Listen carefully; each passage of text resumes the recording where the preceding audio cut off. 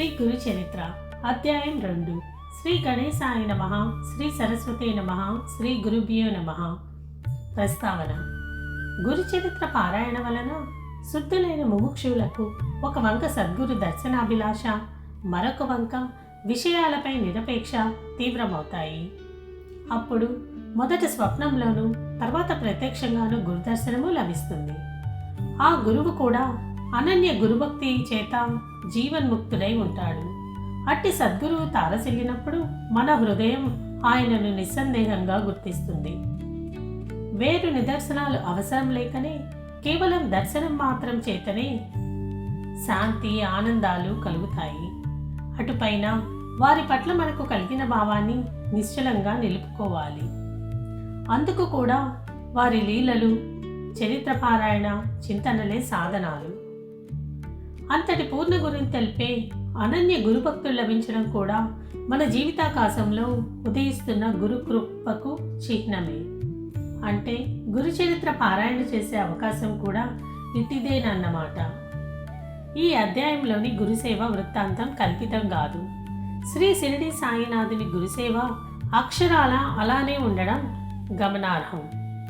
సద్గురు సేవ అనుగ్రహం వలన సచ్చిష్యుడు క్షణంలో వేదాంగ పారంగతుడు అవ్వచ్చని, అతనికి సకల సిద్ధులు ప్రాప్తిస్తాయని పతంజలి మొదలైన మహర్షులు వ్రాసిన యోగశాస్త్ర గ్రంథాలు, శ్రీ గురుగీత కూడా చెబుతున్నాయి. శ్రీ అక్కల్కోట స్వామి, తాజుద్దీన్ బాబా మొదలైన వారి చరిత్రల్లో కూడా ఇందుకెన్నో తార్కాణాలు చూడవచ్చు. కథారంభము. స్వప్నంలో జడలు, విభూతి, పులితోలు ధరించి దర్శనమిచ్చిన ఆ మూర్తి నామధారకుని మనసుపై చెరగరాని ముద్ర వేసుకున్నది. ఆయనను ప్రత్యక్షంగా దర్శించాలన్న ఆవేదన అతనిలో తీవ్రమైంది. అతడు కొద్ది దూరం వెళ్లేసరికి ఒక చోట కృపాకరుడు, ద్వంద్వాతీతుడు అయిన ఒక యోగి పుంగవుడు కనిపించాడు. ఆయన పీతాంబరము, దానిపై పులి చర్మము, దేహమంతటా విభూతి, జడలు ధరించి ఉన్నాడు. ఆయన సాక్షాత్తు అతనికి స్వప్నంలో కనిపించిన యోగియే. ఆయన దర్శనంతో నామధారకుడికి రోమాంచితమై, కంఠం దద్గమై, కన్నులు ఆనంద బాష్పాలతో నిండాయి. అతడు పారవస్యంతో నమస్కరించి, స్వామి, నేను శ్రీ గురుని దర్శనం కోసం తప్పించి అది లభించకుంటే మరణించాలనుకున్నాను. కానీ స్వప్నంలో మీ దర్శనం అవగానే నా హృదయంలో సంతోషం ఉప్పొంగింది. కనుక నా దుఃఖం పోగొట్టగలవారు మీరేనని స్పష్టమైంది. స్వామి, నాకు తల్లి, తండ్రి, భయహారకుడు, పోషకుడు, ఆచార్యుడు అన్నీ మీరే. వేరు దిక్కు లేదు. నా అదృష్టం వలన మీ దర్శనమైంది. మానవులకు సిరి సంపదలు ఉన్నప్పుడు మాత్రమే బంధుమిత్రులు దగ్గరవుతారు. ఆపత్ సమయంలో అందరూ వదిలిపెడతారు. సజ్జనులు మాత్రమే అట్టి సమయంలో ఆదరిస్తారు. ఇంతటి కష్ట పరిస్థితిలో నాకు మీరు లభించారు. యోగీశ్వర, అజ్ఞానం అనే చీకటిని నశింపజేయగల జ్ఞానజ్యోతి స్వరూపులు మీరు. నా పేరు నామధారక శర్మ. తమ పేరేమి, ఎక్కడి నుండి వస్తున్నారు, ఎక్కడికి వెళ్తున్నారు అని అడిగాడు. ఆ యోగి ఇలా చెప్పారు. నాయనా, ఎవరి భక్తులు తప్పక భుక్తిని, ముక్తిని పొంది తీరుతారో, ఎవరిని యోగులు కూడా ధ్యానిస్తారో అట్టి త్రిమూర్తి అవతారమైన శ్రీ నృసింహ సరస్వతి స్వామి శిష్యుణ్ణి నేను. ఆయనే సద్గురువు. తనను ఆశ్రయించిన వారికి సకల సంపదలు, సౌఖ్యాలు అనుగ్రహిస్తారు. నన్ను సిద్ధుడు అంటారు. లోకానుగ్రహార్థం భూలోక, సురలోకాలలో తీర్థయాత్రలు చేస్తుంటాను. నామధారకుడు స్వామి శ్రీ నృసింహ సరస్వతి స్వామి మహిమ గురించి ఎందరో చెప్పగా విన్నాను. మా వంశీయులందరూ ఆయన భక్తులే. అందువల్లనే నాకు ఆయన యందు భక్తి కలిగింది. నేను ఎల్లప్పుడూ ఆయన్ను స్మరిస్తున్నాను. కానీ నేనెంత కష్టాలలో ఉన్నా, నేనెంతగా ఆయన్ను ప్రార్థించినా నన్ను ఆయన అనుగ్రహించలేదేమి? ఆయన నాపై ఆగ్రహించారెందుకు అని అడిగాడు. సిద్ధియోగి వాత్సల్యంతో ఇలా అన్నారు. విప్రుడా, నేను చెప్పేది శ్రద్ధగా విని ఎప్పుడూ గుర్తుంచుకో. భక్తవత్సలుడైన సద్గురువు తన కృపను అన్ని జీవులపైన ఎల్లప్పుడూ వర్షిస్తూనే ఉంటాడు. అందులో ఎట్టి లోపము ఉండదు. ఆయన కృపకు పాత్రలైన వారికే కాక వారి వంశంలో కూడా ఎవరికి ఎట్టి దైన్యము కలగదు. ఆయనను సేవించినా నీ దైన్యం పోలేదంటే ఎంతో ఆశ్చర్యంగా ఉన్నది. నీవు మనస్సులో ఆయనను సంశయించి ఉండాలి. అందువల్లనే నీకన్ని కష్టాలు వచ్చాయి. త్రికరణ శుద్ధిగా ఆయనను నమ్మి సేవించే వారికి ఎట్టి కొరవ ఉండజాలదు. నీ గురుభక్తి ఇంకా దృఢం కాలేదు. శ్రద్ధ లేనివాడు సంశయాత్మకుడు ఎవరి చేత ఎన్నడూ అంగీకరించబడడు. శ్రీగురుడు త్రిమూర్తి స్వరూపము. బ్రహ్మ, విష్ణు, రుద్రులు తమ భక్తునిపై కోపించినా సద్గురువు తన భక్తుని సునాయాసనంగా రక్షించగలడు. కానీ ఆ సద్గురువే కోపిస్తే వానిని రక్షించగలవారు మరెవరూ లేరు. అయినా ఆయన ఎన్నడూ ఎవరిపైనా కోపించారు. అలాంటి శ్రీగురుణ్ణి శంకించేవాణ్ణి అనుగ్రహించగలవారెవరు? అప్పుడు నామధారకుడు, స్వామి, సద్గురువు త్రిమూర్తి స్వరూపము ఎలా అయ్యారు అని అడిగాడు. సిద్ధుడు, మొదట పరమాత్మ ఒక్కడే ఉన్నాడు. ఆయన ఒకప్పుడు నేను అనేకమవుదు కాక అని సంకల్పించి ఈ చరాచర విశ్వమయ్యాడు. అందులోని జీవులను ఉద్ధరించడానికి తిరిగి ఆయనయే సద్గురువుగా అవతరిస్తుంటాడు. అందువల్ల సద్గురువును తప్పక ఆశ్రయించాలి. శిష్యునికి తత్వజ్ఞానం కలిగించడం వలన, అజ్ఞానం నుండి రక్షించడం వలన, జన్మ పరంపరలను నశింపజేయడం వలన గురువు సృష్టి, స్థితి, లయాలకు కారణమైన త్రిమూర్తుల స్వరూపమయ్యారు అని చెప్పాడు. అంతటా నామధారకుడు, స్వామి, దేవతలు కోపించినా సద్గురువు రక్షించగలరంటేనే అదెలా సంభవము? అందుకు తార్కాణమేమి? నా సందేహం తీర్చి నా మనసుకు స్థిరం ప్రసాదించండి అని వేడుకున్నాడు. సిద్ధుడు అతని జిజ్ఞాసకు సంతోషించి ఇలా చెప్పాడు. నీవు బుద్ధిమంతుడవు, మంచి ప్రశ్న వేశావు. మొదట ఒక్కడుగా ఉన్న పరమాత్మ తాను అనేకమవ్వాలని సంకల్పించాడు. ఆ సంకల్పమే ఈ జగత్తును సృష్టించిన మాయాశక్తి. మొదట ఆ నారాయణుని నాభి నుండి ఒక కమలము, దాని నుండి బ్రహ్మ పుట్టారు. అతడు శ్రీ మహావిష్ణువుని యొక్క ఆజ్ఞను అనుసరించి ఆయన నుండి వెలువడిన వేదాలలో వివరించబడిన రీతిన విశ్వమంతటిని సృష్టించాడు. మొదట ఆయన బ్రహ్మనిష్ఠులైన సనక, సనందన, సనత్కుమార, సనస్సుజాతులను, తర్వాత ప్రజాపతులైన మరీచి, అత్రి, అంగిరస, పులహ, పులస్య, క్రతు, వశిష్ఠులను సృష్టించాడు. తర్వాత ముల్లోకాలను, దేవతలను, నానా విధములైన జీవరాశిని, మానవులను సృష్టించాడు. వారి వారి పూర్వజన్మ సంస్కారములను అనుసరించి ఉత్తమమైన వర్ణాశ్రమ ధర్మాలను ఏర్పరిచాడు. అలాగే 4 యుగాలను సృష్టించి క్రమపద్ధతిన వాటిని భూమిపై ప్రవర్తింపజేశాడు. మొదటగా ఆయన సత్యమే ఆకారముగా కలిగి యజ్ఞోపవీతము, ఆభరణాలు ధరించి ఉన్న కృతయుగాన్ని భూలోకంలో 17,28,000 సంవత్సరములు ప్రవర్తించి రమ్మని ఆదేశించాడు. జ్ఞాన వైరాగ్యాలు ఈ కృతయుగ లక్షణాలు. అది పూర్తయ్యాక ఆయన దృఢమైన శరీరం కలిగి ఉండి చేతిలో యజ్ఞ సామాగ్రి ధరించిన త్రేతాయుగాన్ని పిలిచి భూమిపై 12,96,000 సంవత్సరములు తన ధర్మాన్ని ప్రవర్తింపచేయమని ఆదేశించాడు. అందుకే ఆ యుగంలో అందరూ ధర్మశాస్త్రం ఎరిగి యజ్ఞ యాగాదులు అనుష్ఠించారు. అటు తర్వాత బ్రహ్మ ఖడ్గము, మంచముకోడు, ధనుర్బాణాలు ధరించిన ద్వాపర యుగాన్ని పిలిచి భూమిపై 8,64,000 సంవత్సరములు తన ధర్మాన్ని ప్రవర్తింపజేయమని ఆదేశించాడు. అందుకే ఆ యుగంలో శాంతి, ఉగ్రత్వము, దయ, కాఠిన్యము మొదలైన పరస్పర విరుద్ధములైన గుణాలతో మానవులు జీవించారు. అటు తర్వాత బ్రహ్మదేవుడు కలిపురుషుని పిలిచాడు. ఈ కలిపురుషుడు మలినుడు. తగవులంటేనే అతడికెంతో ఇష్టం. కలి అంటేనే తగవు అని అర్థం.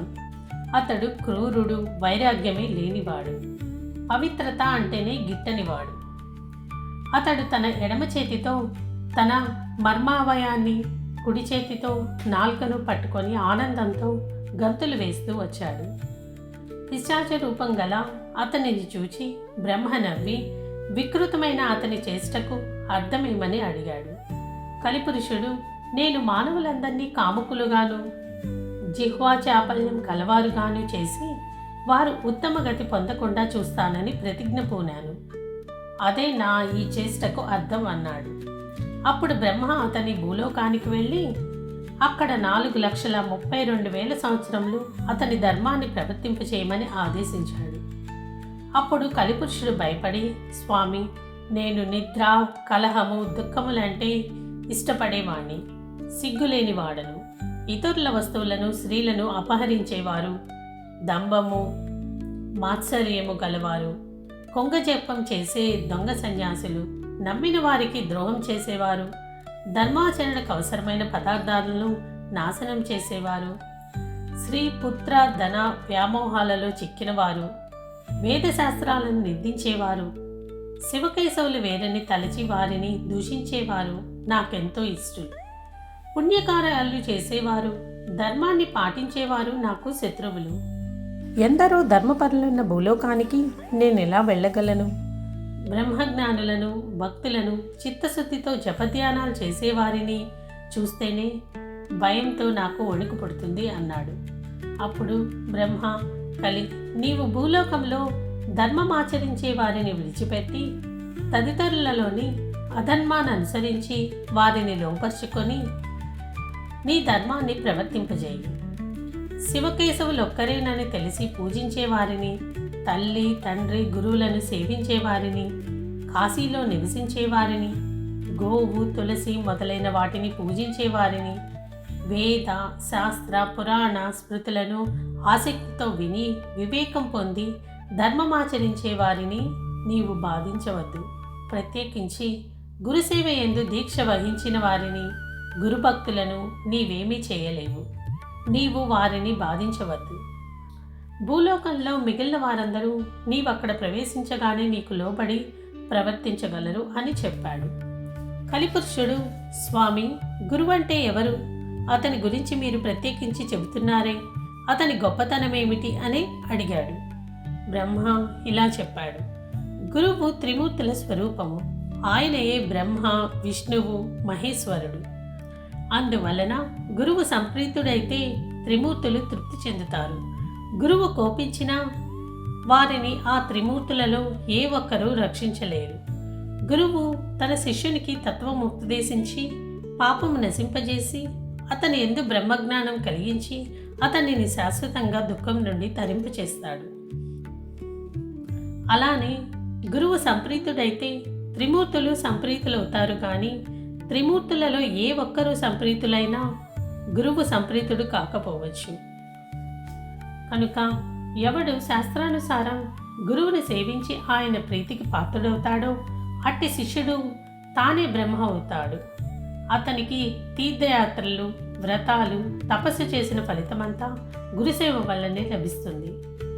గురువు వల్లనే శిష్యునికి వర్ణాశ్రమ ధర్మాలు, సదాచారము, సదసద్వివేకము, కర్మాచరణ, భక్తి, వైరాగ్యము, ముక్తి కూడా లభిస్తాయి. గురువు లేనిదే మోక్షం లభించదు. కారణం, గురువు లేనిదే శాస్త్రశ్రవణము, తత్వశ్రవణము లభించవు. అవి లభించకుంటే మానవులకు నీ వలన భయం తప్పదు. శాస్త్రాలు స్వయంగా చదువుకుంటే అర్థమయ్యేవి కావు. శాస్త్రాలను సార్థకమైన రీతిన వివరించడం సద్గురువు మాత్రమే సాధ్యం. అందుకే ఆయన జ్ఞానజ్యోతి స్వరూపము. సద్గురు సేవ వలన సర్వము సిద్ధిస్తుంది. అందుకు తార్కాణం చెబుతాను విను. పూర్వం గోదావరి తీరంలో అంగీరస మహర్షి ఆశ్రమంలో అనేక మంది సద్బ్రాహ్మణులు, వ్రతదీక్ష పూనిన వారు, తపస్సులు ఉండేవారు. వారిలో పైలుని కుమారుడు వేదధర్ముడనే ముని ఉండేవారు. ఆయనకెందరో శిష్యులుండేవారు. ఒకసారి ఆయన తన శిష్యుల భక్తి శ్రద్ధలను పరీక్షించదలిచి అందరినీ పిలిచి ఇలా అన్నారు. నా పూర్వజన్మ పాపాలలో ఎక్కువ భాగం ఈ జన్మలో తపస్సుతో నశింపచేసుకున్నాను. మిగిలి ఉన్న కొంచెము అనుభవిస్తే కాని తీరదు. ఒకవేళ దానిని నా తపశ్శక్తితో పోగొట్టుకున్నా అది నా మోక్షానికి విఘ్నం కలిగిస్తుంది. అందువలన నేను సర్వపాపహరమైన కాశీనగరానికి వెళ్ళి ఆకర్మశేషం అనుభవించి దాన్ని నశింపజేసుకుంటాను. అక్కడ నా పూర్వ పాపాన్ననుసరించి గళత్ కుష్ఠిరోగిని, కుంటివాడిని, గుడ్డివాడిని అయి 21 సంవత్సరములు కర్మఫలం అనుభవిస్తాను. అంతకాలము అక్కడ నాకు తోడుగా ఉండి సేవ చేయగలవారు మీలో ఎవరున్నారు? గురుసేవలో లోపమొస్తే ఏమి ప్రమాదమోనన్న భయంతో శిష్యులంతా మౌనం వహించారు. దీపకుడనే శిష్యుడు ఆయనకు నమస్కరించి, స్వామి, మోక్షానికి విఘ్నం కలిగించే పాపశేషం ఉంచుకోరాదు. కానీ మీరు అనుమతిస్తే మీ బదులు ఆ పాపం నేనే అనుభవించి మీకు సేవ చేస్తాను, అనుగ్రహించండి అని విన్నవించుకున్నాడు. అప్పుడు ఆ గురువు సంతోషించి, ఈ పాపం నేను అనుభవించవలసిందే, వేరొకరు అనుభవిస్తే తీరదు. రోగి కంటే అతనికి సేవ చేసేవారి కష్టమే ఎక్కువ. అందుకు ఇష్టమైతే నీవు నాతో కూడా రావచ్చు అన్నారు. దీపకుడు అంగీకరించి గురువును కాశీ తీసుకువెళ్ళాడు. అక్కడ వేదధర్ముడు మణికర్ణికా ఘట్టంలో స్నానం చేసి మణికర్ణికకు నమస్కరించి విశ్వనాథుని పూజించాడు. అటు తర్వాత కంబలాస్వతర ప్రదేశంలో దీపకుడు నిర్మించిన కుటీరంలో నివసించసాగాడు. వెంటనే ఆయనకు గళత్ కుష్ఠరోగము, కుంటితనము, గుడ్డితనము వచ్చాయి. ఆయన శరీరమంతా కుష్ఠరోగంతో కుళ్ళిపోయి పురుగులు పడి దుర్వాసన కొట్టసాగింది. దానికి తోడు మతిస్థిమితం కూడా తప్పింది. సహజంగా ఎంతో ప్రేమమూర్తి అయిన ఆ ముని ఎంతో క్రూరంగా ప్రవర్తించసాగాడు. దీపకుడు మాత్రం తన గురువు సాక్షాత్తు విశ్వనాథుడని విశ్వసించి నిత్యము ఆయన శరీరం శుభ్రం చేసి సర్వోపచారాలతో పూజ చేసి అన్నం తెచ్చి పెడుతుండేవాడు. ఆ ముని మాత్రం అతనిని ఎన్నో రీతిలో బాధిస్తుండేవాడు. అతడు మంచి అన్నం తెచ్చినా కూడా కొంచెమే తెచ్చాడని కోపించి ముని దానిని నేలపై విసిరి కొట్టేవారు. దీపకుడు ఎక్కువగా భోజనం తెచ్చినప్పుడు ఆయన దాని రుచి చూచి బాగాలేదని విసిరికొట్టి రుచికరమైన భోజనం తెచ్చిపెట్టమని వేధించేవారు. ఒక్కొక్కప్పుడు ప్రేమతో, అబ్బాయి, నీవు ఉత్తమ శిష్యుడివి, నా కోసం నీవెంతో కష్టపడుతున్నావు అని లాలించేవారు. కానీ మరుక్షణమే కోపించి, దుర్మార్గుడా, నీవు నన్నెంతో పీడిస్తున్నావు, నీవు వెళ్ళిపో, నా శరీరంలో దుర్వాసన పోయేలా కడగడం లేదు, అందువలన ఈగలు నన్ను కుడుతున్నాయి, తోలకుండా చూస్తావేమి అని కసురుతారు. దీపకుడు ఆ పని చేయబోతే ఆయన, దుష్టుడా, ఆకలితో నా ప్రాణం పోతున్నది, ఇంకా భిక్షకు పోయి అన్నం తీసుకురాలేదేమి అని తిట్టేవారు, కొట్టేవారు. దీపకుడు మాత్రం కొంచెం కూడా చెల్లించలేదు. పాపము ఎక్కువగా ఉన్నవారికి కష్టాలతో పాటు దుష్టత్వం కూడా కలుగుతుందని తెలుసుకొని దీపకుడు గురువును భక్తితో సేవిస్తున్నాడు. గురువే సకల దేవతా స్వరూపమని నమ్మిన అతడు కాశీక్షేత్రయాత్ర కూడా చేయక, అచ్చటి దేవతలను కూడా దర్శించక గురుసేవలోనే లీనమయ్యాడు. అతడెవరితోనూ మాట్లాడేవాడు కాదు. తన శరీరానికి కావలసిన పనులు కూడా చేసుకునేవాడు కాదు. ఒకనాడు కాశీ విశ్వనాథుడు అతని గురుభక్తికి మెచ్చి దర్శనమిచ్చి వరం కోరుకోమన్నాడు. అతడు తన గురుదేవుని అనుజ్ఞ లేకుండా ఎట్టి వరము కోరలేనన్నాడు. తన గురువు వద్దకు వెళ్ళి వారి వ్యాధి తగ్గేలా తాను వరం కోరడం ఆయనకు ఇష్టమేనా అని వేదధర్ముణ్ణి విచారించాడు. అప్పుడు ఆయన, ఏమిరా, నా సేవ చేయడం నీకు అంత కష్టంగా ఉందా? నా కోసం నీవెట్టి వరము కోరనక్కర్లేదు. వరం వలన ఈ రోగం పోగొట్టుకుంటే దానిని మరొక జన్మలో అనుభవించవలసి వస్తుందని శాస్త్రం చెబుతుంది. కనుక నేను ఈ జన్మలోని ఈ పాపం అనుభవించి నా మోక్షానికి ఆటంకం తొలగించుకుంటాను అని చెప్పారు. కాశీ విశ్వనాథుడు దీపకుని ద్వారా ఆ విషయం తెలుసుకొని నిర్వాణ మండపానికి వచ్చి దేవతలందరి సమక్షంలో ఆశ్చర్యంతో ఈ విషయం విష్ణుమూర్తితో చెప్పాడు. విష్ణుమూర్తి ఆనందించి ఆ గురు శిష్యులను చూడటానికి వెళ్ళాడు. ఆయన చూడగానే దీపకుడు నమస్కరించి, స్వామి, వరాలు కోరి మీకోసం తపస్సు చేస్తున్నా వారిని ఉపేక్షించి మిమ్మల్ని ఎన్నడూ సేవించని నాకు దర్శనమిచ్చారేమి అని అడిగారు. విష్ణుమూర్తి, నాయన, గురువును భక్తితో సేవిస్తే నన్ను సేవించినట్లే. అట్టి శిష్యోత్తమునకు నేను ఆధీనుడను. తల్లిదండ్రులను, విద్వాంసులను, విప్రులను, తపస్సులను, యతులను పూజించేవారు పతియే దైవమని విశ్వసించి అతన్ని సేవించే పతివ్రతలు కూడా నన్ను సేవించిన వారే అవుతారు అని చెప్పి వరం కోరుకోమన్నాడు. దీపకుడు ఆయనకు నమస్కరించి, గురువే సకల దేవతా స్వరూపమని, సకల తీర్థ స్వరూపి అని వేదాలు శాస్త్రాలు చెబుతున్నాయి. మీరిచ్చే వరం గురువు ఇవ్వగలడు కదా అన్నాడు. శ్రీమన్నారాయణుడు, మేమిద్దరము ఒక్కటే. మా ఇద్దరి సంతోషం కోసం వరం కోరుకో. నేను అది ప్రసాదించి ఎల్లప్పుడూ నీ ఆధీనంలోనే ఉంటాను అన్నాడు. దీపకుడు, స్వామి, అలా అయితే నా గురుభక్తి నిరంతరము వృద్ధి చెందేలా అనుగ్రహించు అని కోరాడు. విష్ణువు సంతోషించి, నీవు గురుసేవ వలన తరించావు. నీవీ లోకంలోనే బ్రహ్మానందము పొందగలవు. నీవెల్లప్పుడూ నీ గురుదేవుని ఇలానే సేవిస్తుండు. వేదము, వేదాంగాలు, వేదాంత వాక్యాల అర్థం తెలుసుకొని, గురువే పరమార్థమని, పరబ్రహ్మమని తెలుసుకొని, గురువుని ఎవరైతే సేవిస్తారో వారికి దేవతలందరూ వశమవుతారు. నిరంతరము సద్గురువుని సేవించేవారు కూడా లోకపూజ్యులే. త్రిమూర్తులమైన మా అనుగ్రహం వల్లనే మానవులకు సద్గురువు లభిస్తారు అని చెప్పి విష్ణువు అంతర్ధానమయ్యాడు. తర్వాత దీపకుడి సంగతి చెప్పకముందే వేదధర్ముడు జరిగిందంతా చెప్పి దీపకుని గురుభక్తికి మెచ్చి, చిరంజీవ, నీవు కాశీలోనే నివసించు. అష్టసిద్ధులు నవనిధులు నిన్ను సేవిస్తుంటాయి. నిన్ను స్మరించిన వారి కష్టాలు కూడా నశిస్తాయి అని ఆశీర్వదించి వెంటనే ఆరోగ్యవంతుడయ్యాడు. కాశీక్షేత్ర ప్రభావం తెలపడానికి, శిష్యుణ్ణి పరీక్షించడానికి, స్వధర్మాన్ని బోధించడానికి వేదధర్ముడు కుష్ఠరోగి వలె కనిపించాడే కానీ నిజానికి ఆయనకు పాపమెక్కడిది? ఆయన తన శిష్యులను ఉద్ధరించడంలో అమిత కుశలుడు, లోకప్రియుడు, జీవన్ముక్తుడు. ఆదర్శప్రాయుడైన ముముక్షువు తన ప్రారంధాన్ని సంతోషంగా ఎలా అనుభవించాలో సాధకులకు తెలపడానికి, శిష్యుని భక్తిని, నిష్ఠా, ఓరిమిలను, విశ్వాసాన్ని పరీక్షించడానికి మాత్రమే కుష్ఠరోగగ్రస్తుడయ్యాడు. ఇటువంటి గురుసేవా వృత్తాంతాలు అనేకమున్నాయి. ఇవి చెప్పేవారి దోషాలను, వినేవారి పాపాలను కూడా పోగొడతాయి. ఓ కలిపురుష, కలియుగం ఆరంభమవలసి ఉన్నది కనుక నీవు భూలోకానికి వెళ్ళు. కానీ సద్గురు భక్తుని నీవు కంటితోనైనా చూడవద్దు సుమా అని బ్రహ్మదేవుడు ఆదేశించాడు. అది విని కలిపురుషుడు ఆయనకు నమస్కరించి భూలోకానికి వెళ్ళాడు. గురువు యొక్క మహిమ ఇంతటిదని చెప్పడానికి వీలవుతుందా? నామధారక, ఎవరు సాత్వికమైన ఊరిమిని పొంది దృఢభక్తితో దైవాన్ని, భక్తితో సద్గురుని భజిస్తారో వారు తప్పక కృతాకృత్యులవుతారు.